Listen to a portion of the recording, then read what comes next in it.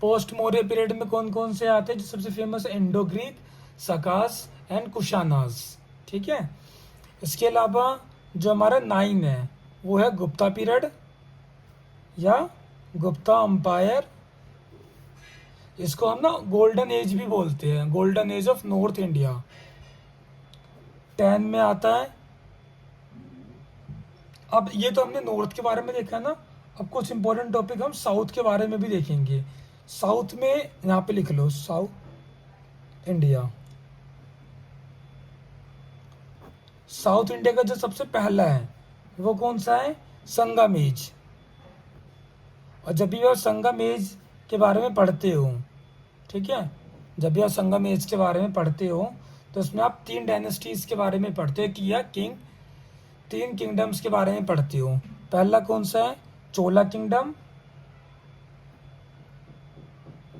दूसरा चेरा kingdom.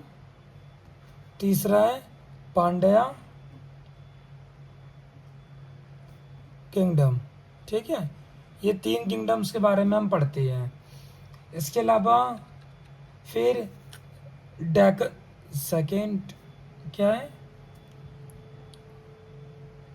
Deccan and south Indian dynasties. इसमें Satavahana dynasty आ गई। ठीक है, एक हो गई पल्लवा डायनेस्टी, फिर चालुक्य डायनेस्टी और राष्ट्रकूटा डायनेस्टी। तो ये सबसे प्रोमिनेंट रहे उस टाइम पर। इसके अलावा जो इसकी सबसे फेमस चीज़ है वो है आर्ट, जो आपको पढ़, ये सबसे ज़्यादा एग्जाम भी इसी में से आते हैं। दूसरा आर्किटेक्चर, तीसरा कल्चर। ठीक है, जब ये हो जाएंगे तब आपको इसकी इकोनॉमी और ट्रेड्स याद करने हैं। इसमें इकोनॉमी एंड ट्रेड,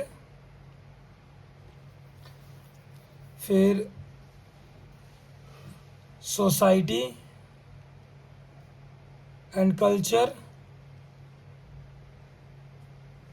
फिर साइंस एंड टेक्नोलॉजी,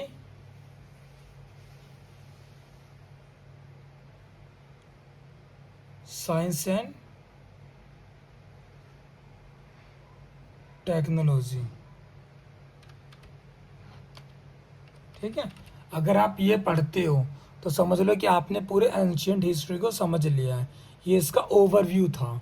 यानी अगर आप कभी भी एंशियंट हिस्ट्री को पढ़ना शुरू करते हो तो ये जो इम्पोर्टेंट टॉपिक्स थे ना, ये सबसे इम्पोर्टेंट है। ठीक है, अगर आप इसको कवर करते हो यानी आपने सभी एग्ज़ाम की तैयारी धीरे धीरे कर ली है। और अगर आप हमारे वीडियो के साथ जुड़ते हो तो एक एक करके हम सभी टॉपिक्स को एक्सप्लेन भी करेंगे अभी नेक्स्ट वीडियोस के अंदर में। तो हमारे साथ जुड़ने के लिए हमारे, अगर आप यूट्यूब पे देख रहे हो तो सब्सक्राइब कर ले, अगर इंस्टाग्राम पे हो तो फॉलो कर लो। Thank you.